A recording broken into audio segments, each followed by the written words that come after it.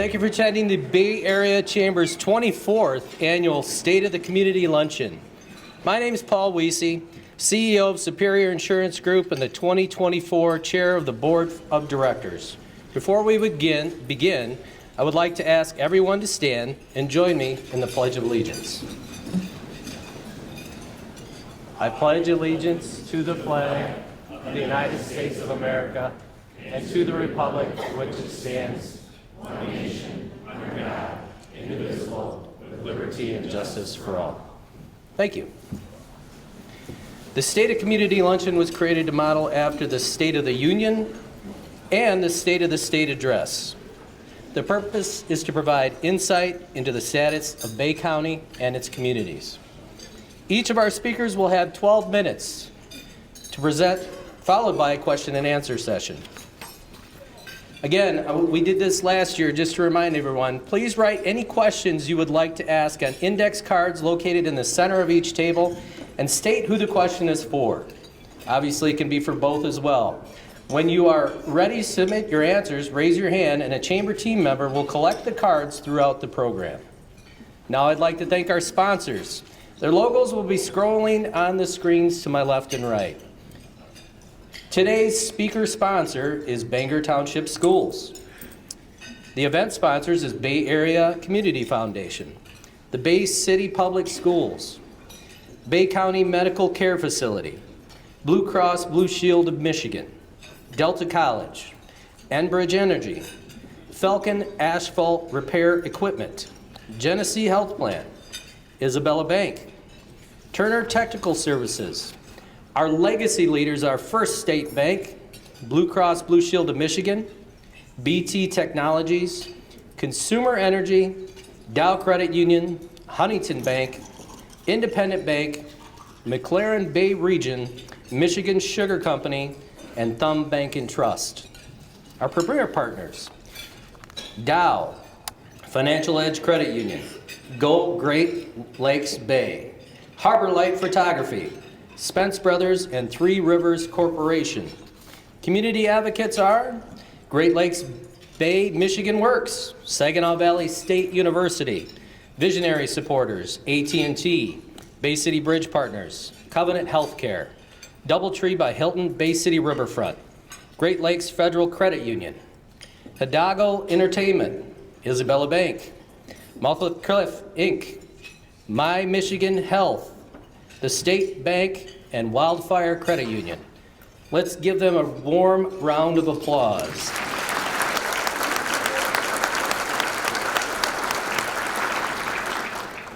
Now that my job's done, I'm going to move on. I'd like to introduce Scott Trapkowski, Director of Member Experience for Outdoor Adventures and Chair-elect and Vice Chair of Advocacy for the Bay Area Chamber of Commerce Board of Directors. Scott?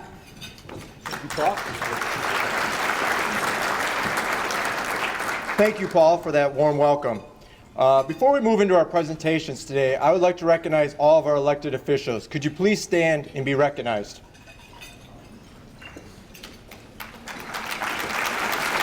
Thank you.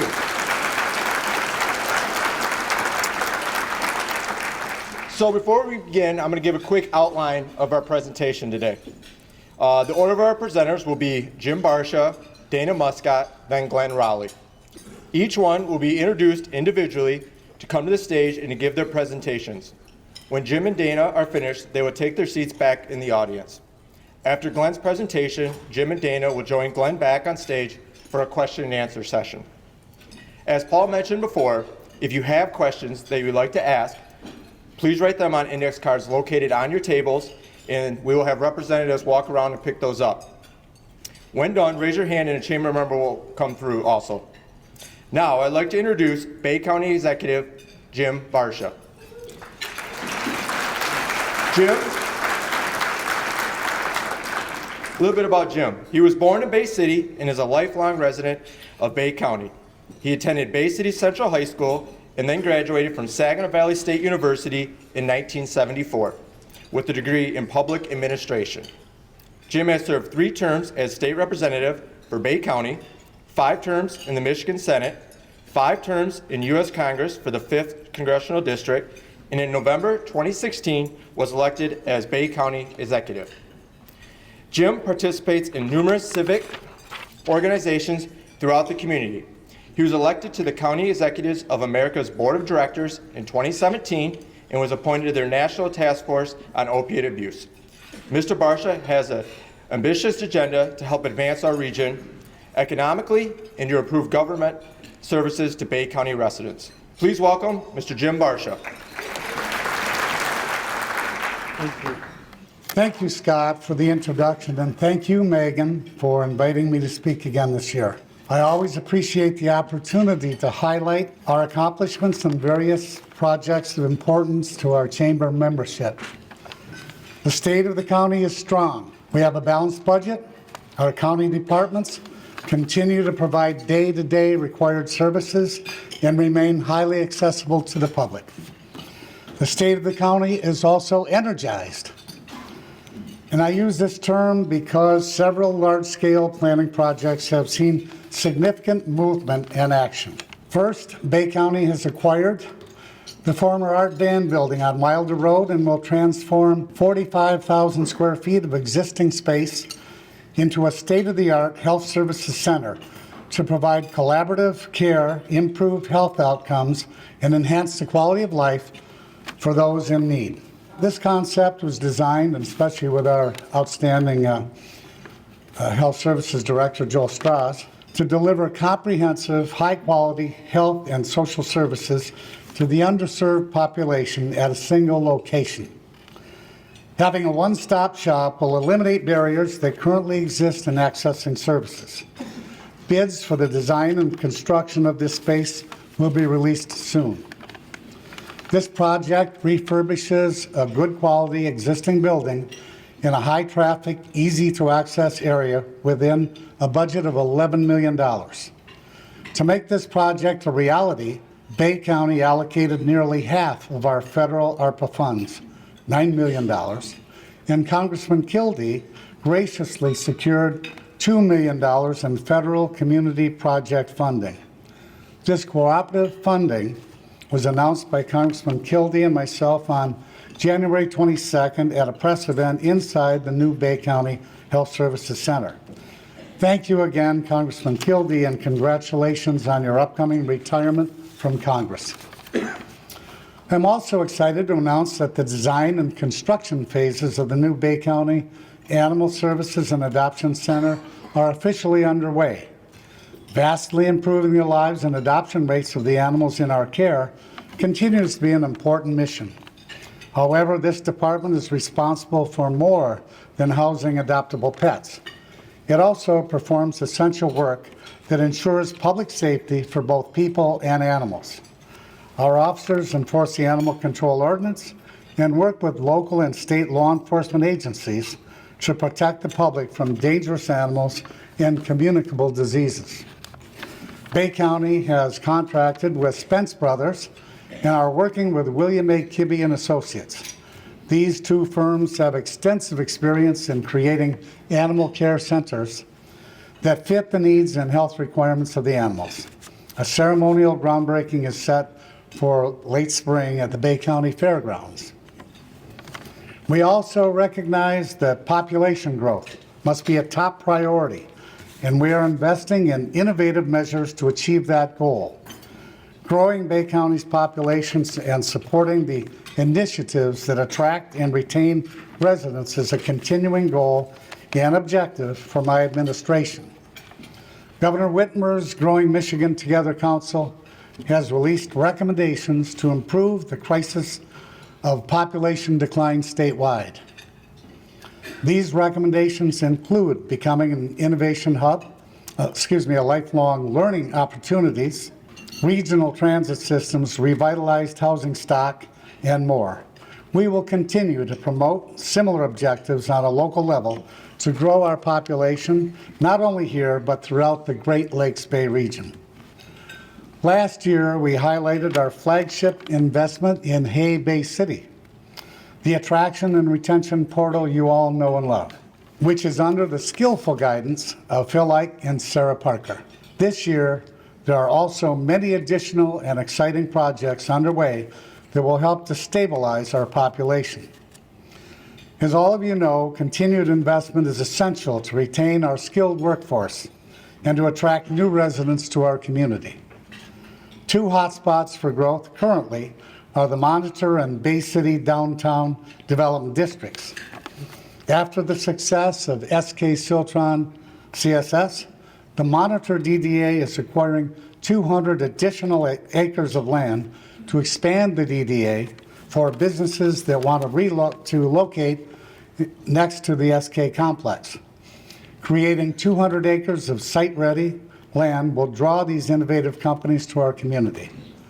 These new jobs at SK Siltron are highly skilled positions, and it is great to see Delta College partnering with them to prepare and train employees for the good-paying jobs that will become lifetime careers.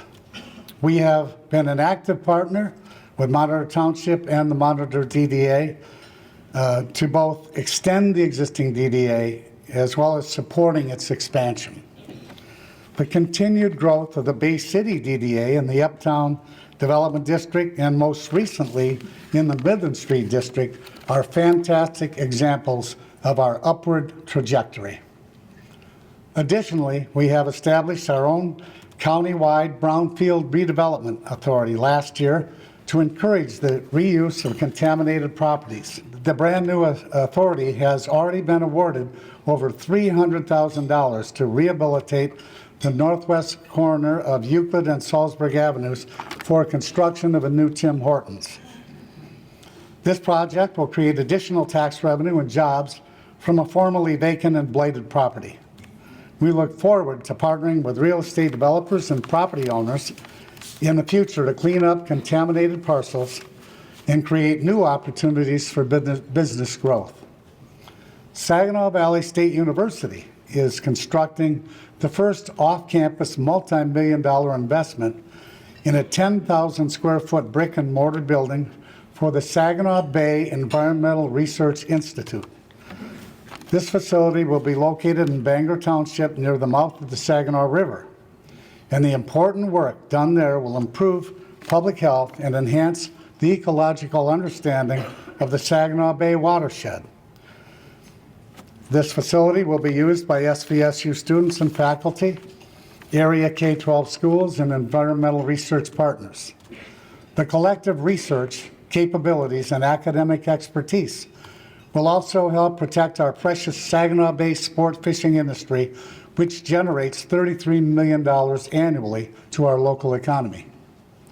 In addition, we also strongly support SVSU's regional transportation efforts to connect the transit systems in the Tri-County area to provide better access to educational institutions and employment opportunities.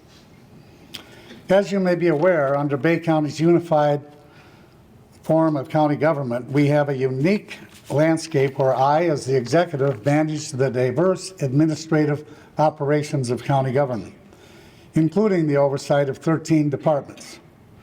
Some of these departments are widely known as they are more public-facing, such as animal services or recreation.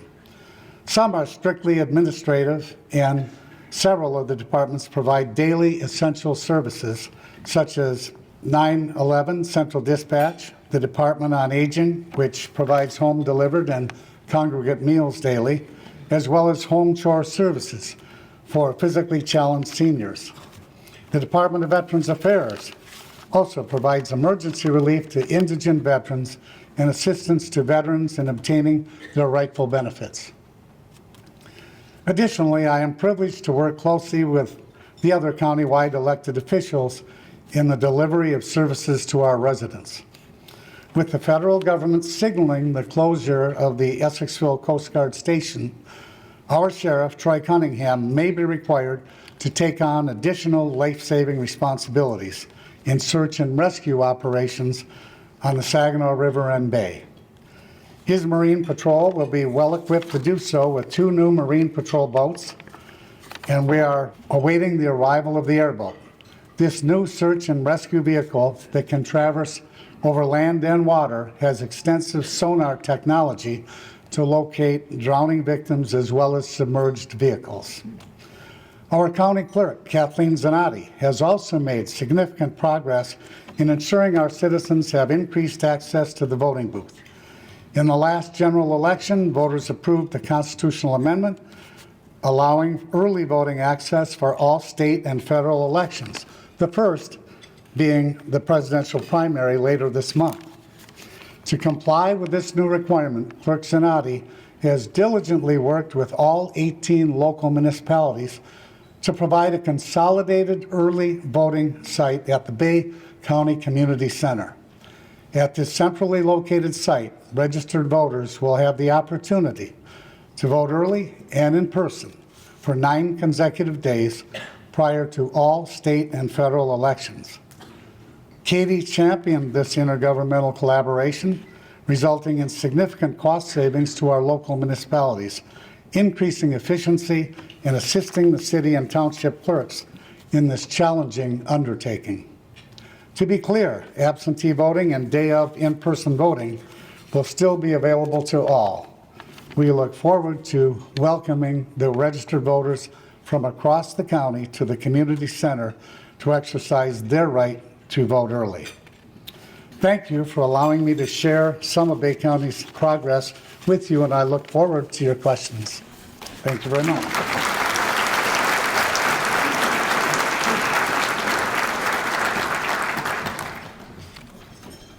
Thank you, Jim. Just a reminder, please write your questions on the index cards and raise your hands, and a chamber member will pick them up. I haven't seen too many hands raised yet, so let's get those hands up and get those questions on some index cards. So next, I would like to introduce Dana Muscat, the Bay City Manager. Dana has been City Manager of the City of Bay City since 2017. She began her career in Bay City as City Clerk in 2000, and in 2004 was promoted to Deputy City Manager, where she served for 13 years. Dana previously worked for Saginaw Charter Township as Deputy Township Clerk. Dana earned the prestigious Certified Michigan Municipal Clerk status in 2014 after obtaining her Master Municipal Clerk status in 2005 from Michigan State University. She served as president for the Michigan Association of Municipal Clerks and later was named 2015 Clerk of the Year by the same organization. She is also a past president of the Bay County Clerks. With a focus on continued education and leadership development, Dana became a graduate of the Great Lakes Bay Regional Leadership Institute in Leadership, Saginaw County. Attending Saginaw Valley State University, Dana became a certified public manager as well as a graduate of Henry Marsh Institute for Public Policy. She serves as a board member for the following: Michigan Municipal Executives, Bay Future, Bay County Convention and Visitors Bureau, Bay City Public Safety and Fire Pension and Retirement System Board, River's Edge, and the Michigan Municipal Risk Management Authority Board of Directors and Planning Committee. She is a member of the Bay City Noon Optimist Club and volunteers for many other organizations. She doesn't have very much free time though, that's for sure. Dana has been married for 30 years to Chris, and they have 2 sons, Cody, 28, and Connor, 25. Dana, please come to the stage.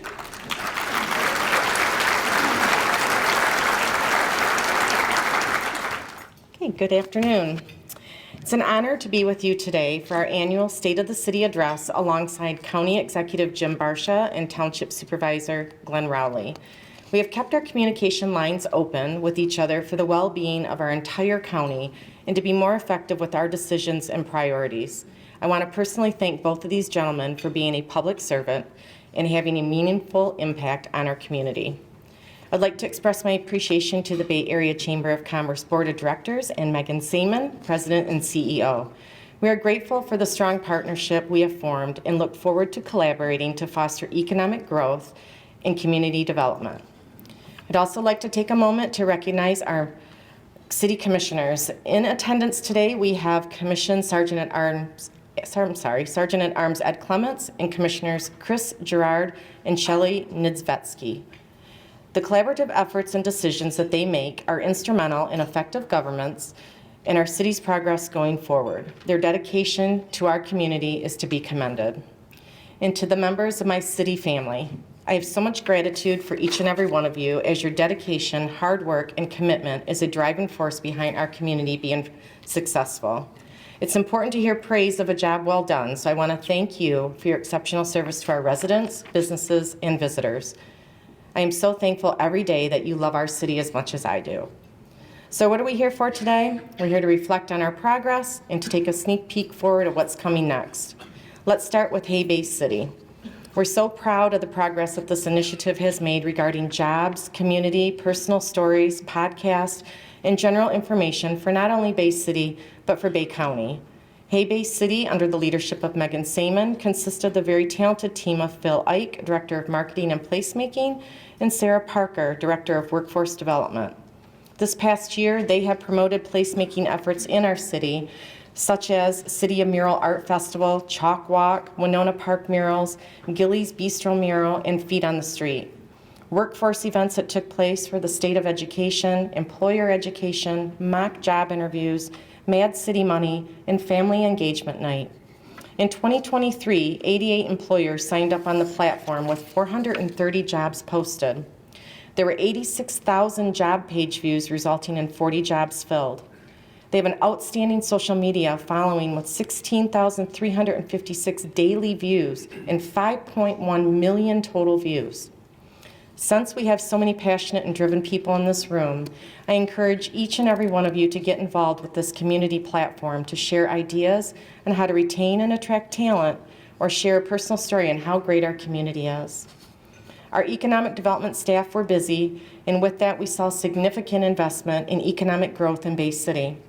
To start, there were 15 new businesses and nonprofits that had ribbon cuttings led by the Chamber ambassadors.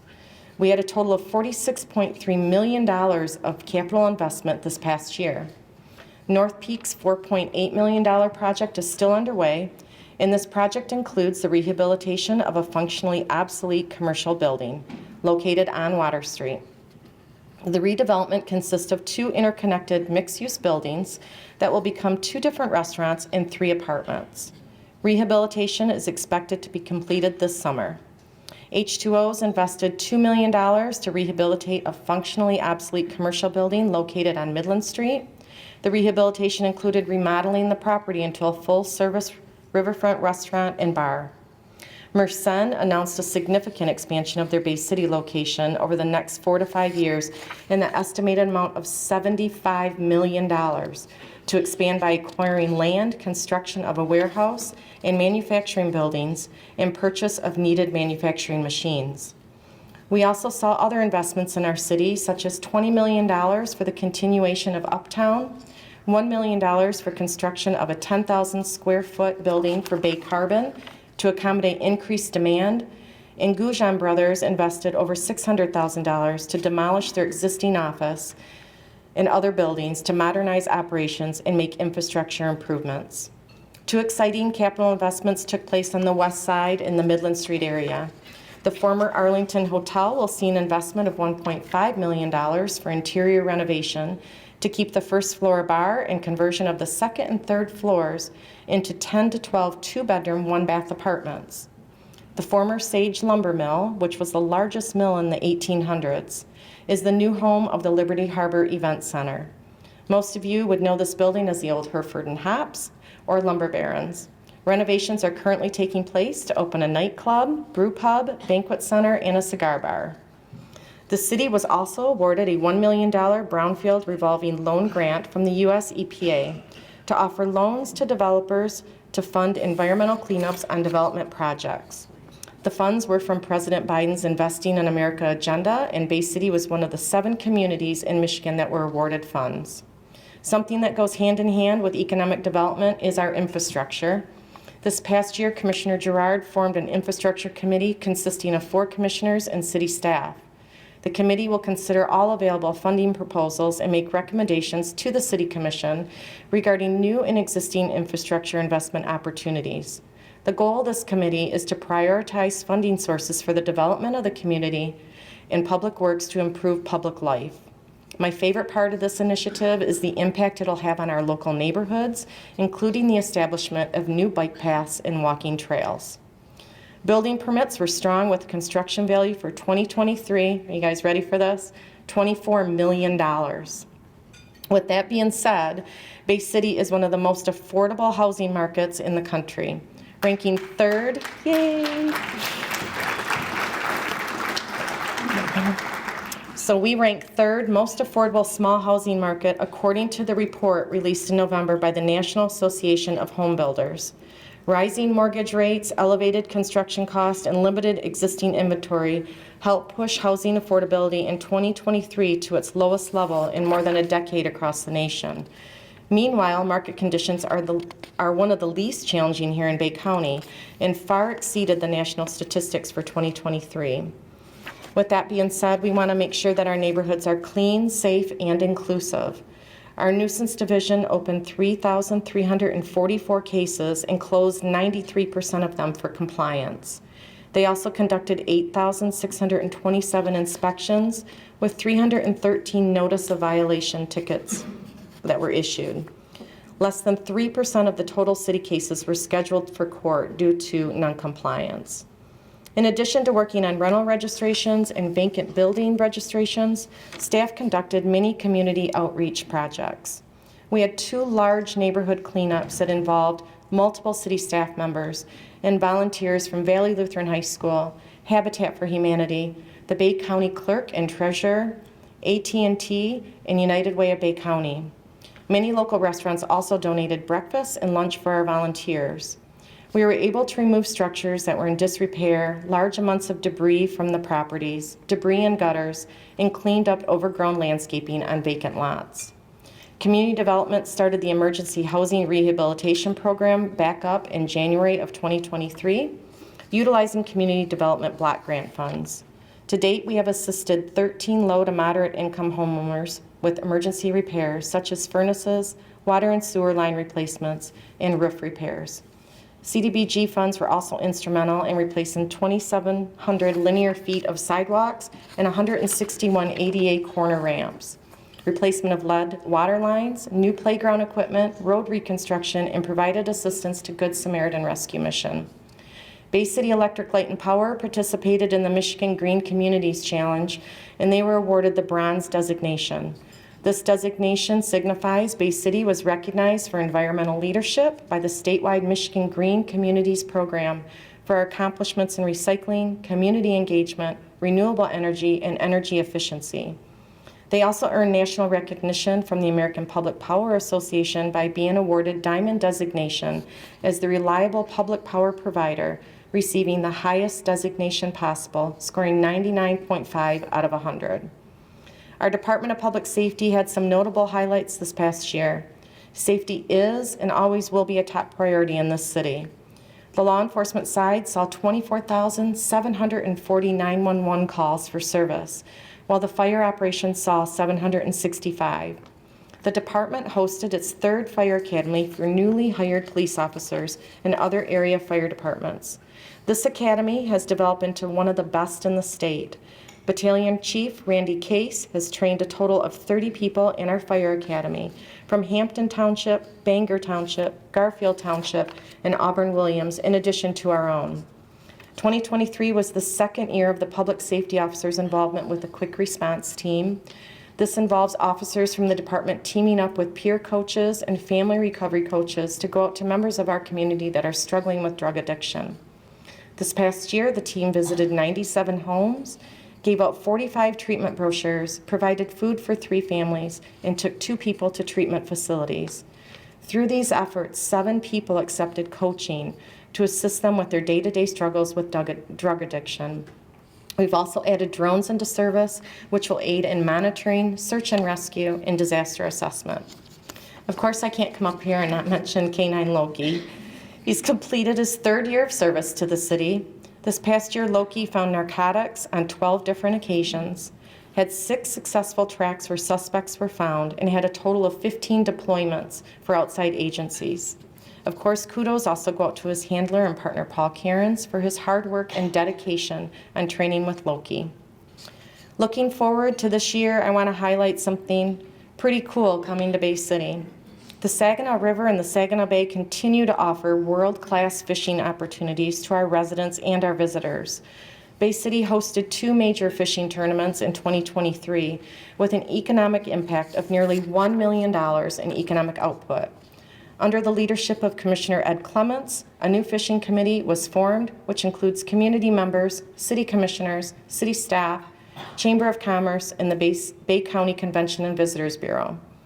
This summer, we will welcome 3 separate tournaments based out of Veterans Memorial Park, spanning a total of 20 days between practice and competition. The Bass College and High School tournament will take place May 30th through June 9th.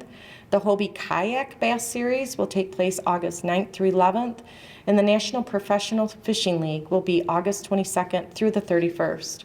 We look forward to witnessing the positive impact these tournaments will continue to have on our community and thank the efforts of those involved in bringing them to Bay City. Creating a community through giving back and fostering a sense of place and shared purpose leads to a stronger, more connected community. City staff continues to attend and host numerous public events. While there are too many to name, I applaud our staff for being involved in our community by giving their time, talent, and skills. It's a crucial role to fill in making a positive impact for our residents and for our visitors. Speaking of making an impact in our community, I want to highlight one business that took that role to a higher level. A few weeks ago, the city had to declare a major snow event because we had a forecast of 6 to 12 inches of snow, gust of wind, and frigid temperatures. Amberlynn Hales Verratti, owner of My Table, took to Facebook inviting people for a complimentary coffee, hot cocoa, and vegetable and beef soup. They were not open for regular service. She opened up her business to offer a warm place to sit and have a hot meal, a hot drink, and companionship. This gesture is a perfect example of fostering that sense of place by strengthening the bonds within our community.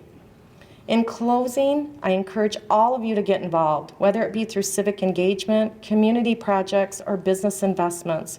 Your contributions are important to Bay City's ongoing development, and by working together, we will continue to show that our residents and visitors how vibrant our city is. Thank you for your passion, your ambition, and your love of Bay City. Everything our city is and will be is because of all of you. Thank you.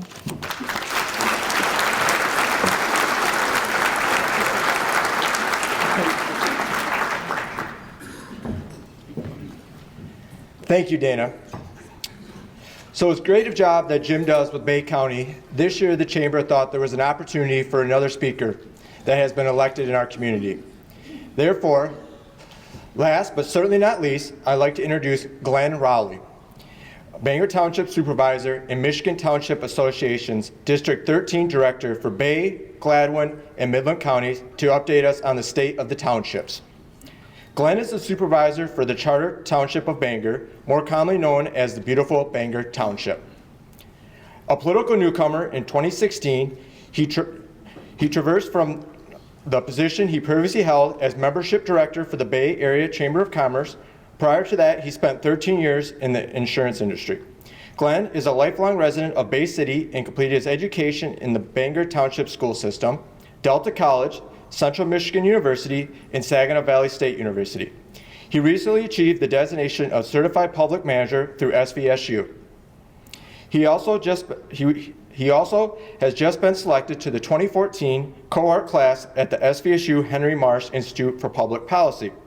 Since taking office in November of 2016, Glenn has been selected to serve on a few boards and committees. A few of those include Secretary of the BCTOA Roads Committee, Treasurer of the Bay County Land Bank Authority, board member of the Downtown Development Authority, President of the Bay County Township Officers Association, Vice President of the Bay County Water Systems Advisory Council, Chair of the Lead and Copper Testing Advisory Committee, Vice Chair of the Bay Area Water Transmission System, Vice Chair of the MTA Legal Defense Fund and Intergovernment Committees, Treasurer of the Bay Area Stormwater Authority, Vice Chair of Bay City Area Transportation Study Commission, Board Member of Bay Future, and is currently the District 13 Director for the Michigan Township Association, representing Bay, Midland, and Gladwin counties.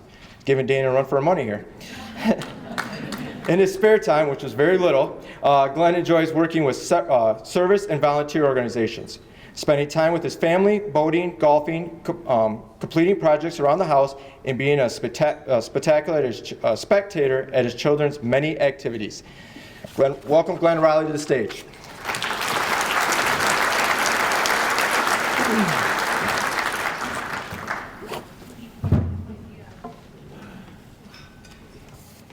Good afternoon, everybody. It is truly a privilege and an honor to be here with you today. I'm here to speak about townships. I'm going to give you some brief updates with current happenings in the townships. Then I'm going to share a few of the challenges that townships are facing right now.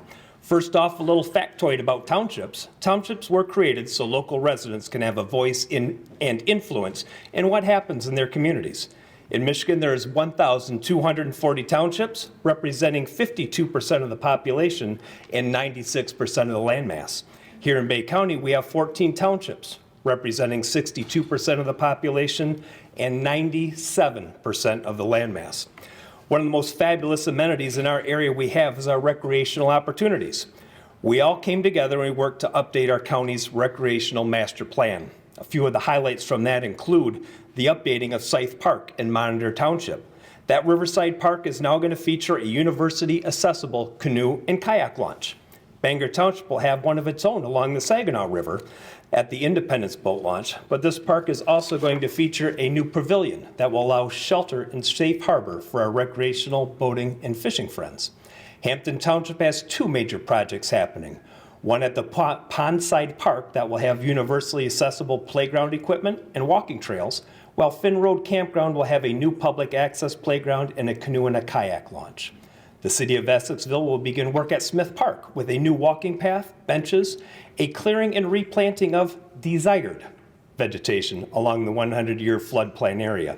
And lastly, the Range. This is a multi-use park in Auburn. It's 25 acres, multi-use, all-season park that has disc golf, a sledding hill, multi-purpose trails. All of these projects required multiple partnerships and funding agencies, so I wanted to applaud and thank everyone that lended a hand in making these a possibility. Being surrounded by the business community would be just plain inappropriate for me not to talk about some business victories. Monitor Township saw more development in its DDA district and welcomed PepsiCo. They also scored success with a brownfield development project at Euclid and Salzburg and just secured a site-ready project that's been in the works since 2017. Next door, Franklin's Township welcomed Servapure to its business sector, and in beautiful Bangor Township, we are applauding a $31 million investment from our partners at Vantage Plastic. Once again, there is much more investment and economic activity happening, but I do not want to steal any thunder away from our friends at Bay Future. So I guess in my best Billy Mays voice, but wait, there's more. So I hope to see all of you at their annual meeting on April the 17th. And once again, thank you to Bay Future for making many of these possible. I also want to give a huge shout out to our Bay County Road Commission and Department of Water and Sewer. The Road Commission has done a magnificent job in building and maintaining our road system. We all remember "Fix the Damn Road" slogan. It was fun to say, and it's currently being implemented and doing great things. What it will not do is a damn thing for your local roads. If these are for freeways and highways only. The only thing getting fixed or replaced locally is if you pay for it. So the Department of Water and Sewer, they're also unsung heroes. Sorry folks, I'm singing now if they're getting red face and blush back there. You have some of the safest drinking water available, and we are in the process of replacing the tens of thousands of filters that keep it that way. So not only can you drink a lead-free, safe drinking product, you can enjoy the taste. We were a finalist in the state's best tasting water competition. This trophy is proudly displayed at the water treatment plant. As I segue into a more uncomfortable portion of the presentation, I would like to remind you that we are a democratic republic. As a public service, you could imagine the ridiculousness if I would treat residents at the counter and ask them if they were a Republican or a Democrat before I offered to assist them. I really don't care if you're a Republican or if you're a Democrat. If you're a right wing or a left wing, we're the same damn bird. And I believe from time to time we need to remind our elected officials and ourselves that we represent people, not just a party. With that as an appetizer, let me slide into some of the challenges that the townships are facing. So we're about to get political, folks, buckle up. One of our largest obstacles is financial. The Headley Act has put a limit on the amount of property taxes that we can collect. The downside, much like your own households, our expenses have suffered from inflation and the expected increases in the cost of living. The state of Michigan gives local governments statutory revenue sharing, yet only 12% of the townships in the state of Michigan receive it. A series of bills have been introduced once again to allow all municipalities to share in an equitable revenue sharing system. Locally, only 2 of your townships receive this sharing. The state also offers a magnificent program that gives our disabled veterans a property tax exemption. I love this program, and these folks truly deserve it. What I do not like about it is the fact that it is funded 100% by the townships. I am sure you've all noticed that we do not have gold-plated fire trucks. Our law enforcement officers are not in tuxedos and top hats counting piles of money in the back room. We all have to operate our townships from what we collect in property taxes. And with that, where that goes can be a civics lesson in itself. Using my own property taxes as an example, only 8 cents of every dollar that I pay stays in Bangor Township. I brought a copy of my winter tax bill, and it shows me that the 1% administrative fee charged is what goes to run beautiful Bangor Township. Everything else goes to other taxing entities, libraries, school districts, public transit, senior care facilities, and the like.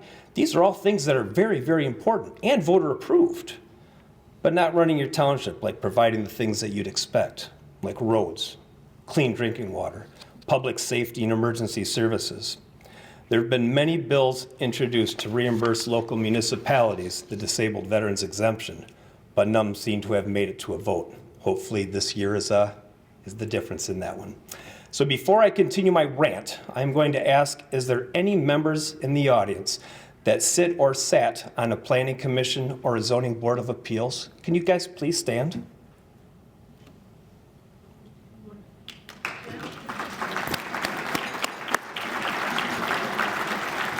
I thank you for your service. Townships are the form of government designed to be the closest to the people and the most responsive to their residents' needs. Too often lately, legislation is considered that erodes local control that townships deserve and enjoy. It is essential to educate our lawmakers as to why local control issues, such as land use, planning, and zoning decisions, and affect property tax exemptions have on local units. They're so critically important. Communities should have a voice over issues impacting their neighborhoods, their health, safety of the residents, and their quality of life. Last November, a series of bills were introduced pertaining to renewable energy. Now, I am a very strong supporter of alternative energy and believe it plays a very important role in our state's needs. However, I couldn't support these bills, which are now law. These bills take away authority in siting. It takes away the regulatory power away from local government, and it gives it to the Public Service Commission. This is an appointed, non-elected bureaucrat. There's a very positive history of alternative energy working in our communities. The wind farms in the Thumb, the heavy presence of them in Gratiot County, and many, many more can be cited.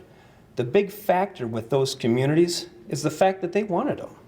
They wrote ordinances and setback requirements to complement a partnership with the industry and the community. This law circumvents that. It circumvents the local planning commission and the zoning boards. If a township doesn't have an ordinance, a company can go right to the state for approval. If the township does have one and a request is denied, they can go right to the state for approval. The township has absolutely no say. The state can also disregard the setbacks or requirements the township has included in their master plan or ordinance. This bill stripped your local community's ability to control its own zoning. The state now has that power. And to give a real-world example of the ridiculous possibilities that this has created, I give you my real world. In Bangor Township, we just completed our master plan. We really don't have any property available to be a handsome host for this industry, but I did receive an offer, or a company reached out to me a few months ago, and they are interested in installing a solar farm in the Saginaw Bay. Now, can you imagine one of our greatest resources being transformed into a solar farm, and there's not a stinking thing that we can do about it? Once again, I'm not against alternative energy. I'm against local authority being taken from our communities. And per a WSGW poll, so is 96% of those participating. So if you should like to know more about these pieces of legislation, just reach out to me and we'll talk about it. As if that wasn't enough, there's a few more bills we expect to be voted on yet in this legislative session. And they're pending issues that will continue to erode your local control. There are bills regarding sand and gravel mining. These will allow sand and gravel mines to be located and operated anywhere in the state. Allowed under their rules, the local government will have absolutely no say in their operation. We also have one that's been introduced in the last few years. It's the short-term rental bill. I expect this to be resurrected again yet this month, if not soon thereafter. This will allow 33% of your community to be short-term rentals. They can be operated as a rental property yet taxed as a residence. Even so much as a primary residence exception is allowed. Once again, local zoning requirements will be tossed to the wayside and control will be stripped, given to the state of Michigan. Even measures that a township may have in place to ensure public safety could be discarded. We have a rental program that allows us to inspect all registered rental homes to make sure they're safe for the occupants. The previous short-term rental bills would prohibit such safety regulations. This is not good legislation. It really needs to have serious revisions in committee, but that seems to have become a lost art. We need to work together. You say that you have a seat at the table. If you don't, you are on the table. We cannot afford to sit by and allow our local control to be taken away from us. Nobody knows what's best for local communities more than the locals themselves. Now, I see that Bangor Township Schools was an event sponsor, so I'm going to pull out a visual aid, and given I didn't use a PowerPoint, I'm going to take full advantage of this bully pulpit. Superintendent Schmidt, you're welcome, sir.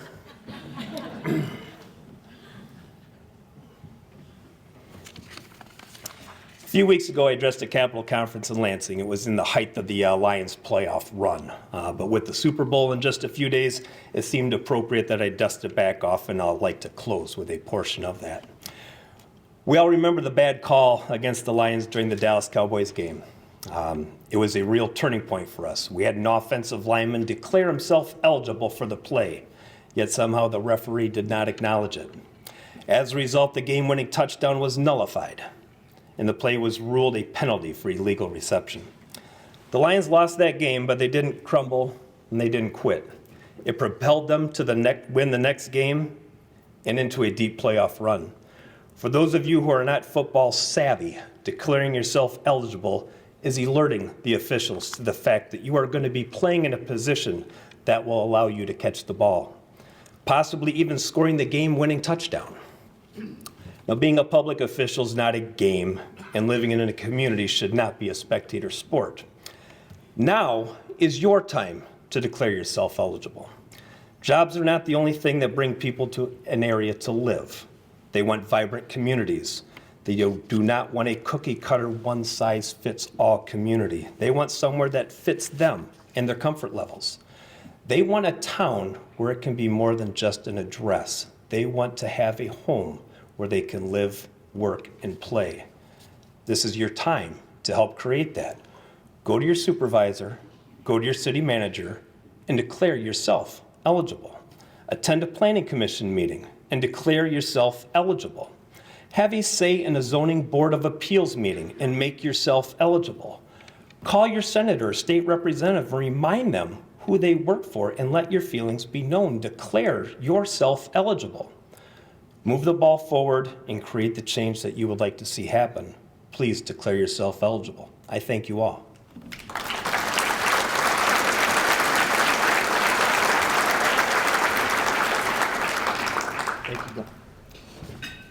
Thank you, Glenn. Let's give another round of applause for all three of our speakers today.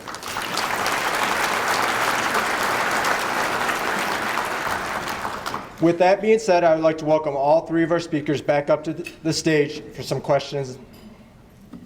Okay, so I'll start with the first question. Glenn, you shared a lot of passion about giving back locally. We're in an election year here. Why is it important to get out and vote during local elections? Because you see a large voter turnout during the presidential campaigns, and you'll see them for the larger state campaigns, but locally we seem to be getting lower turnouts. So why is it important to get out and vote? Yes. Why is it important for you to get out? Because you have the opportunity to do so. There are so many other places in the world that do not have the opportunities that you have. You have the right to go out and exercise how you feel, to have a determining factor in what you want to see happen. Why would you not want to do that? So I guess, answer that question, go and do it because you can. You may not think that your one vote will make a difference, but it could. And I'd hate to have you sit back and see the candidate that you wanted or the issue that you were passionate about lose by one vote. Don't do that to yourself. Please get out there and exercise your civic duty. Thank you. Dana? Well, I think Glenn covered that portion, but if I could take it one step further, I think people need to take the opportunity to run for office. We frequently see in the city sometimes one candidate for a ward or no candidates, and then we end up having to appoint somebody. There's so many people in this room, there's so many business people that I feel like you have to get involved, right? We hear things from people all the time, how they're unhappy with City Hall or unhappy with something that's happening in the city or the county. I encourage you to run for office and see the other side of what the politicians go through and what they have to deal with as far as budgets and where our money goes. So I encourage people to run for office. Yeah, I think Glenn and Dana explained that well. A lot of times races are decided by just a handful of votes. And while I see, I think, a lot of passion on both sides, I expect probably a high turnout this coming November.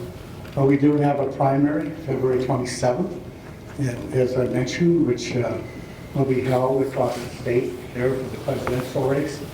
And it is very important, as Glenn and Dana mentioned, that at every level of government, that people get out and weigh in terms of how they think they want the elected officials that serve them to develop public policy to enhance quality of life for the residents and especially for the future of their children and the families in this area. A lot of important decisions are made, and it's very critical that everybody weigh in, and that's the way democracy is supposed to function. The more turnout we have, the more input from the voters and the taxpayers, the better job we can do. As you guys all talked about, important decisions, is there any decisions or positions open this year in the election year that the audience should be aware of? We do in the city. We have our even number wards, so the 2nd, 4th, 6th, and 8th ward is open, along with our mayor. So we have quite a few positions open this year. You have anything? Well, we have all of the county-wide offices open, as well as our county commission districts at the county level. And I want to acknowledge my colleagues in county government, the elected officials who, in the interest of time, when all of the elected officials stood, I didn't introduce them, but they are a part of a cohesive team. We can't do anything administration without the board of commissioners and the other elected officials that deliver vital services to our residents. So I want to thank them, and I know we have a number of staff here that are critical in the delivery of our county-wide services to our residents. So I want to thank them for their leadership and their willingness to serve, and also say that for our county commissioners, like the county-wide elected officials now, county commissioners now will be serving 4-year terms as opposed to 2-year terms. So hopefully we'll have a lot on the ballot this fall and this August, and we will make decisions, as we said, from the top of the ticket down through the townships, and then the ballot proposals that will be critical as well that will appear on the ballot and affect the future of Michigan. So, yeah. Would you want to respond, Glenn? I'd just like to That one's not on. I'd just like to remind everyone that most of the local seats are available. The county and your township web pages are a fantastic resource of information for what is on the ballot or what you can sign up for or decide to run against. Running for office is kind of a scary thing. I mean, we've watched Crazy on TV, and people are a little reluctant to do that. You know, if you're reluctant to do that, but you still want to make a difference, you know, there are unelected positions available. The Planning Commission, the Zoning Board of Appeals, Construction Zone Board of Appeals. There are a lot of ways that you can volunteer and make a positive difference in your community without having your name on a ballot. So if you want to get involved, that may not be a bad way to start, and maybe you'll be moved to something more. So all I suggest is give it a try. Thank you. Glenn, this question is for you. You talked a lot about the control Lansing has right now over our district and our community. So what can be done to get local control back? And what if the petition drive is not successful? What is the next steps? I don't have a lot of information about a group that's working the petition drive. It's my understanding they're trying to get enough signatures for it to become a ballot initiative, which is something that's becoming popular anymore. If we want new laws, we'll vote on them, and we'll use the new election laws as an example with Proposition 2. That was actually the voters that approved that. That was not our leaders countywide or at the state level. We did that. We the people voted yes. So that is a voter initiative that there is a group trying to make a presence for that one. The other thing that, regardless of that one, if there's something that you want to see changed, contact your state representative, contact your state senator. Let them know what you want. They can give you up to date on the current status of something or what would be required for a change to happen. Dana, the city had a lot of momentum last year with a number of events held, especially in the downtown area. How do you plan to continue that momentum to attract visitors to the area? It's a great question.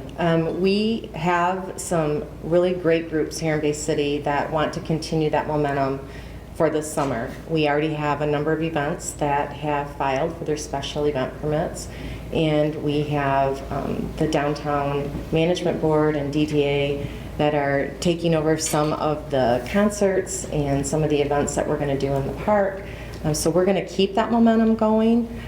We also are looking at bringing some big acts in a couple times this summer. So have patience with us because we are going to make sure that we still have the venue full. We're going to try and still do the Wednesdays in the park for the kids as well as the nightly concerts. So we do have great groups working on that. We know it's very important for the city of Bay City for our visitors to come and also for our residents. It's a great venue. So we're going to continue that and work on that. Thank you. Jim, what is the primary focus of growing the population of Bay County? Loaded question there for you.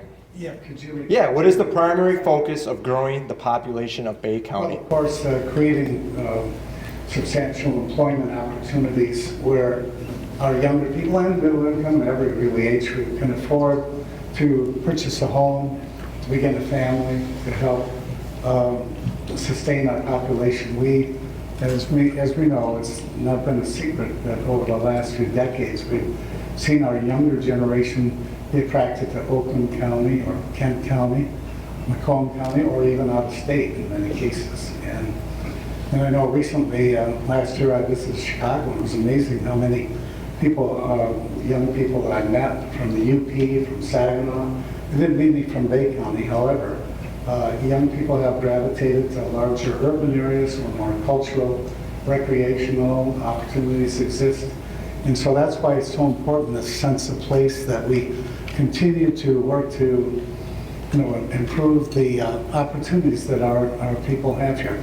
David just talked about the concerts in the park, and I know I attended. I love those, and I think some of them attracted 6,000 people down to the riverfront.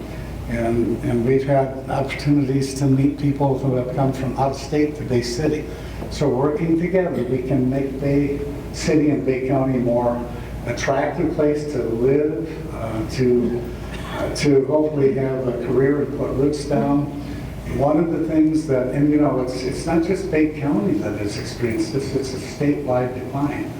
I think we ranked 49th in growth, which was at about 2%, and 50th was West Virginia.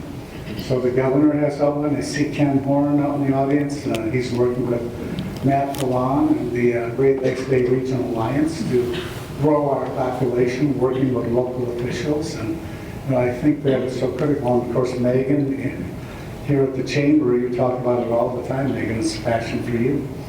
So it's a challenge.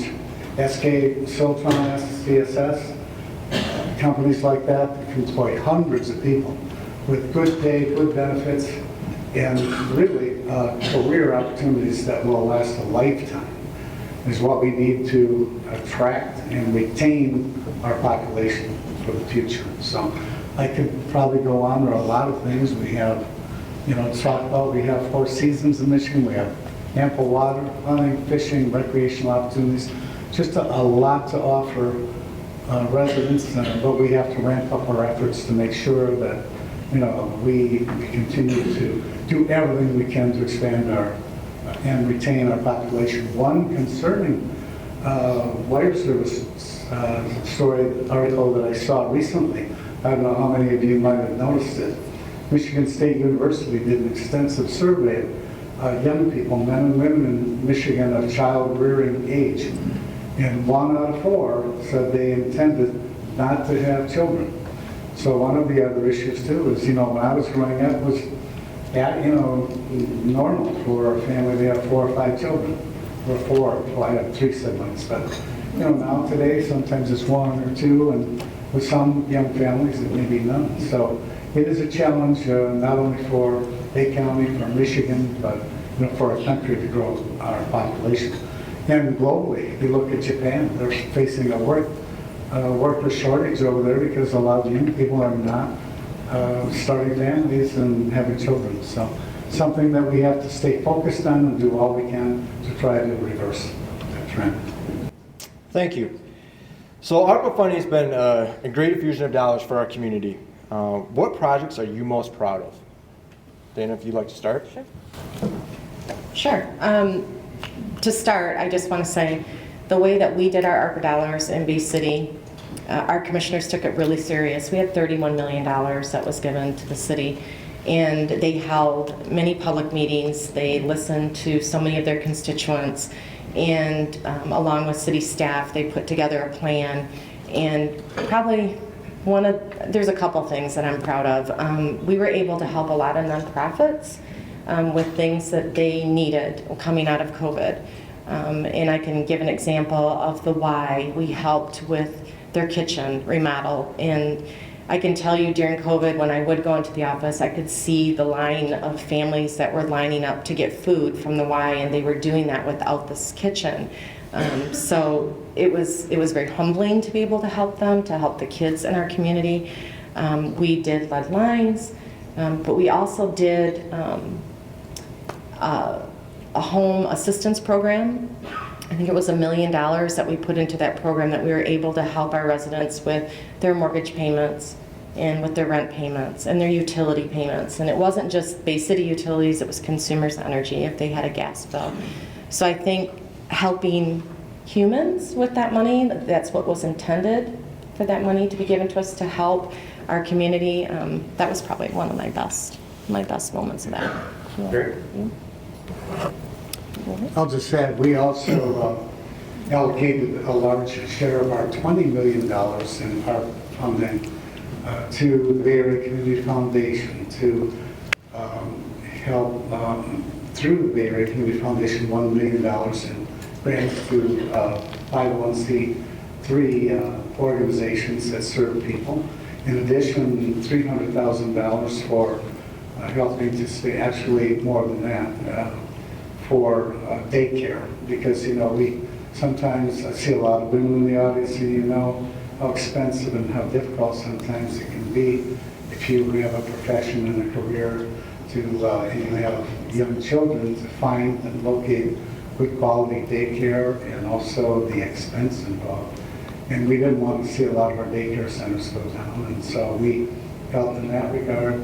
We also, as the city did $1 million for people to help catch up on back mortgage payments, rental assistance, utility bills, and property taxes, so they wouldn't be foreclosed. And we did the same thing, $1 million for residents outside the city limits in Bay County. we both, I think, exhausted our full $1 billion allowance. We also wanted to be transformative when we went through COVID, the COVID pandemic, when the vaccines became available and we were only receiving 500 vaccines a week. We had 33,000 people that remotely signed up for their vaccines, and we found that our health department, which was being condensed because Michigan Supreme Court keeps adding staff to the required number of court staff. For example, even our juveniles at the juvenile home are entitled now to legal representation, and so on the legal front and the courts, it is expanding, and basically our court facility on Washington was, in health department, was really not adequate. So that's why we were able to, in a transformative way, allocate $9 million for a health services center that will have other tenants in it that will, as I mentioned in my remarks, be a one-stop shop. So we could not afford that, but I'm very pleased that all of the money in the Mental Health Services Center was federal money. It was at no cost to our local taxpayers. And there were a lot of other things that we did, but I know we're probably running short on time and we want maybe another question. I'll chime in quickly. What we did with ours is a little bit more colorful. We dug a big hole in the ground and we threw it all in there. Now ours was really just a fraction of what the city and what the county had. But one of the issues that we had with our municipal water system is we don't have the challenge of lead service lines. We just have the issue of really old and crumbling. Most of our water infrastructure was put in the 1940s and 1950s. And so it's not lead, it's cast iron. It's literally just rotting away. And we had an awful lot of areas in the township that had very small water service lines. So much, in fact, where you couldn't even have a fire suppression or a fire hydrant in there because the line wasn't big enough to support that. So we replaced a lot of our older lines, the under-service lines. We made them all a minimum of 6 inches. So you have nice, safe, clean water that's not going to continue to disintegrate. If there is a fire, God forbid, we've got the horsepower to be able to put it out, and it is all with new plastic piping instead of something that can just disintegrate in time. So we threw ours in the ground. All right. Well, unfortunately, we can't get to everyone's questions today, but I will make sure that the right representative see these questions that you did ask. So thank you again, Jim, Dana, and Glenn. We appreciate each of you for taking the time to be here with us today. Let's give them another round of applause.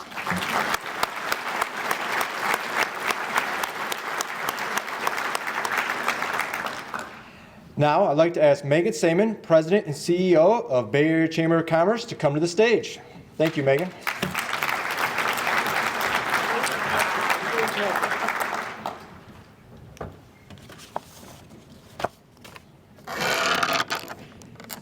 Where's the soapbox when you need to?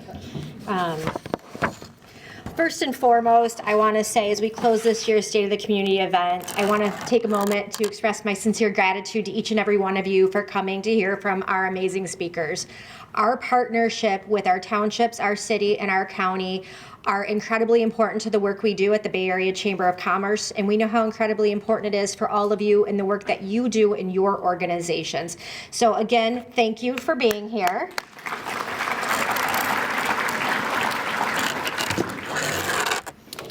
All right. Throughout the program, our speakers have shed light on the opportunities and challenges facing our community. From discussions on economic growth and innovation, and about talent and sustainability. It's clear that the Bay Area is vibrant and dynamic, and we continue to thrive. As members of the Bay Area Chamber of Commerce, we have a unique opportunity and a responsibility to shape the future of our community. It's up to all of us to foster collaboration, drive innovation, and advocate for policies that promote economic development and social progress. Now, I didn't see Glenn's comments before this, and when he called the call to action about, I'm not a football person, it's not showing up, it's what? Declaring yourself eligible. See, I have a lot to learn in football, but when he started on the pathway, I'm looking at Dana, I'm like, yes. Absolutely. That call to action is for each and every single one of us, because our work doesn't end when this event concludes. In fact, it's just the beginning.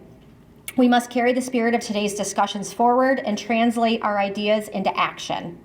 Whether it's supporting local businesses and community initiatives, engaging in advocacy efforts, each one of us has a role to play in building a brighter future for the Bay Area and the Great Lakes Bay region and our beautiful state of Michigan. I want to extend a heartfelt thank you to all of our sponsors, our volunteers, and the amazing team at the Bay Area Chamber of Commerce who have worked tirelessly to make this event possible. Your dedication and passion is truly inspiring, and we are grateful for each and every one of the contributions that you bring to the table. As we leave here, let us carry with us the inspiration and motivation to make a positive difference in our community. Together, we have the power to shape a future that is prosperous, inclusive, and sustainable for generations to come. When we talk about the elections, I don't have this scripted, but when we talk about the elections that we have this year, I think it's important for each and every one of us to know that we need to have tough conversations. We need to challenge status quo. We need to make sure that the decisions that are being made on our behalf are in our best interest. Now, that said, we have a responsibility to ensure that we're doing it with political civility. Being open to be able to understand opposing points of view. Being open to understand that our view may not be the only view. And being open that if there is a better view or an opportunity for us to collaborate in a bigger way, that we are able to do that. I know in looking at the partners at this group, we collaborate all the time, and there's oftentimes where we do have tough conversations. Just yesterday, Dana and I were having a tough conversation, and we just said, let's put the elephant on the table. We knew that there were some tough things that we needed to go forward so we could improve. And being able to do that in a civil manner and continuing to work together, we have to be on the same page. And we look for all of you to join that with us and declare yourself eligible. See, I'm coachable. Okay, yeah, sure. Okay. So we hope to see you this Friday for our eye-opener presentation where we have Chris Rishko, the Director of Talent Solutions from the Michigan Economic Development Corporation, and our very own Sarah Parker, Director of Workforce Development, and Phil Ike from the Director of Marketing and Placemaking from Hay Bay City, giving an update of what's happening at the state level, and then how are we doing that at the local level? What are we doing, and how do we get our community members involved? Next week is our business after hours on Thursday, February 15th at Pure Medical Spa from 5 to 7 p.m. We certainly encourage you to attend. There's no RSVP and no cost needed, but a really great way to get to know your other community members. I do have another call to action for you. Nominations are open on our website, baycityarea.com, for our awards. This year we have the Athena Award, Business Hall of Fame, Young Professionals Network Award, Leadership Alumni Community Service Award, and the newly created Heart of the Chamber Award. We hope that you will be thinking of people to nominate soon, especially for our Athena. Jody, where are you at? Is Jody in here? Jody, when is the award nomination due for the Athena? That one's due before others. It's like a week from now? The 16th, February 16th. If you know a deserving a female or a male who supports women, please consider nominating for that award or the other ones we have on our website. And we plan to highlight those award winners at our 141st annual meeting taking place on March 21st in Bay County's Great Hall. So please make sure to register soon. You see what a full room we have here. We anticipate our annual meeting to be no different. With that, thank you so much for being here, for engaging with us, and we are adjourned.